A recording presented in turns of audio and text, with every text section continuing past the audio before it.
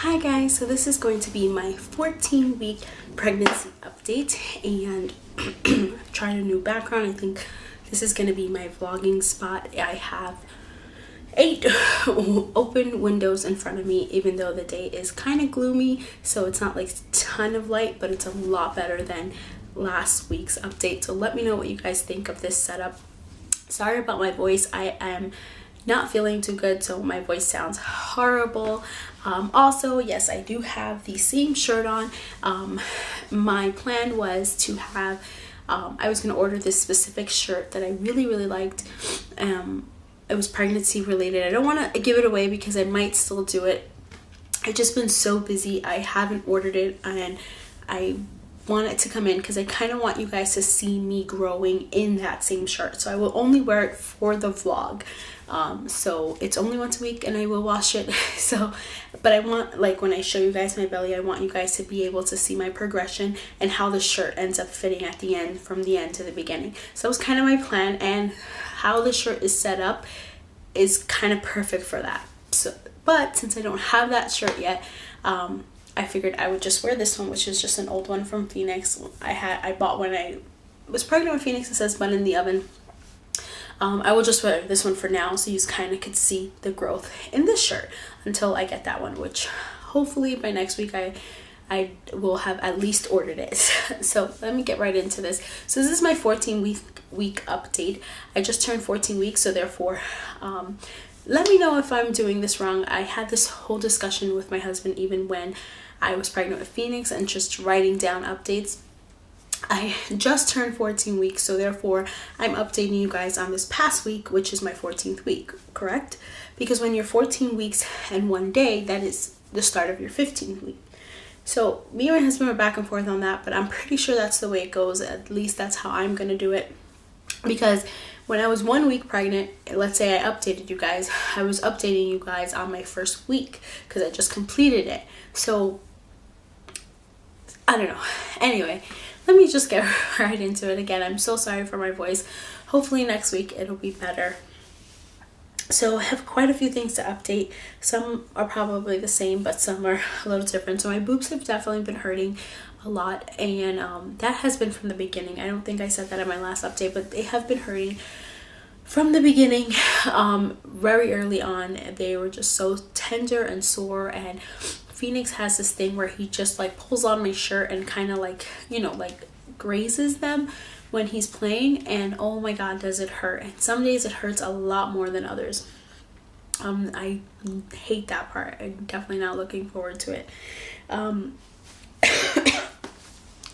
me tell you guys the size of the baby. I did not say this last week because it was like a overall update, but I am using the iPregnancy app. I have several apps, honestly, but okay, so at 14 weeks the baby is the size of a lemon. This week's big development: your baby can now squint, frown, grimace, pee, and possibly suck his or her thumb. So that's pretty cool to think of the little baby sucking its thumb. It's just still crazy that it's like, when I last saw the baby, it was just fully, it looked like a baby. And I think that's just so amazing how so soon it already has that, you know, human-like features, how it looks like a baby, which is so awesome. I'm trying to show you guys a picture. So at 14 weeks, this is what the baby looks like. You see that?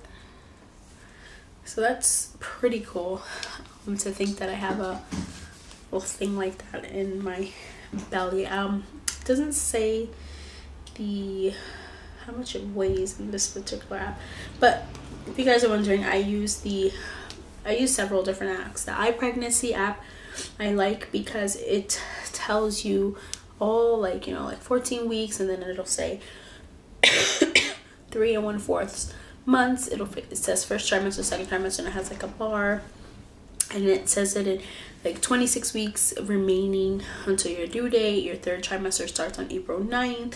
So it says all that, and then it also has a countdown for the days, like 182 days remain until your due date, and your third trimester starts at 93 days. 96, your baby is now 97 days old, so that's pretty cool, and 3.3% through. That's what 34.3% through my pregnancy. So I just think that's pretty awesome. It also has a lot of pictures on it, information for the baby, for the mom and the dad, which is pretty neat. And oh, here it is, the length. The baby's 3.5 inches and weighs 1.4 ounces. So during this part of the second trimester, more specific development occurs in the baby's head. So that's interesting to know. And then I use Baby Bump, which is a purple app, and then my pregnancy baby center. And what to expect I have, but I don't really use it that much. I used it more with Phoenix, but it also is just a quick overview of like its size of a lemon and, you know, everything I just said. So just if you're curious on what apps I use, those are the ones I use. I have started to become very tired again, and I don't know if it's because I've just been getting sick. And it started early in the week, and I didn't get sick until about 2 days ago. So I think maybe I was starting to get sick already, and that is what was making me so tired. Also, I've been moving and unpacking and just doing a ton of things, so I think that has a lot to do with me being tired. But it has definitely returned where I just feel so tired and so overwhelmed with just like, I don't want to do anything, I just want to sit down and relax. And I've just been forcing myself to do things and to get things done. And I know I should just take a break, but that's always my problem. Last pregnancy, I was the same way. The biggest downfall of being pregnant for me is not being able to do certain things physically. Like, I know I physically can pick up a box, but I know that I shouldn't because it's not good for the baby. So mentally, it messes with me because I hate having to wait to do certain things when I know I could do it, but I shouldn't. Does that make sense? So that's my biggest downfall when I'm pregnant, and the thing I have the hardest time with. My husband will find me doing things and he's like, you need to stop. And you know, I've really have listened to my body and to him and not done things, you know, I push them, I don't pick them up, or, you know, but in a way I still try to get things done however I could, and I like to be able to help however I possibly can. I think that I have just like a cold. My nose is stuffy, and my throat hurts a lot, but that's pretty much it. So I've just been drinking orange juice, and that's it. I haven't taken anything. I haven't even called the doctor because I feel like it hasn't gotten bad enough. It's just uncomfortable, and I think it's just the weather and the change of all that. Dreams, oh my god, I told you guys that I've been having crazy dreams, and that kind of went away a little. But now this week, I have been, every morning I wake up with a different crazy dream in my head, and it's like, are you kidding me? Like, it's just really weird random dreams, and it'll have people in it that like I haven't seen in years, or that I don't even like, their name will be in it. Like I'll be like, I dreamt with Susan, but it wasn't physically Susan. And it's just a whole bunch of things that really messes with my head. And when I wake up, I'm just all like out of it. Like for a good half hour to an hour of my day, I'm thinking about that particular dream, or if there was a particular person in it, and the dream just keeps going through my head, and it's crazy. Like, it's so annoying. I just wonder, what is it that triggers these crazy dreams when you're pregnant? Every day when I wake up with a horrible headache, and it also lasts about an hour. So my head is killing me, and I'm having all these crazy thoughts of the dream and stuff still in my head for about an hour every morning when I wake up. And the headaches have recently started, I think in the last week. Yeah, in the last week, because it's definitely been only since we've lived here. that I remember it. And it's like, I think because with Phoenix, in our old apartment, I used to wake up several times throughout the night, just because Phoenix would move around and we were in the same room and it would wake me up and stuff. So now I'm getting like a lot longer stretch of sleep. So I don't know if that has anything to do with my headache. But that's the only thing that has changed since I've gotten my headache. So I want to say that it has something to do with that, but I don't know. So every morning I wake up with a headache. If I wake up, to use the bathroom or something, and the headache's there, I lay back down and get up and the headache's there. Like, it's just there after every morning without a doubt. And I probably wake up only once to use the bathroom at night, which is pretty good. Throughout the day, I've noticed that it's kind of gone down. It all depends on how much water I drink. I'm trying to drink a lot more water, but it's been so hard with being busy and stuff.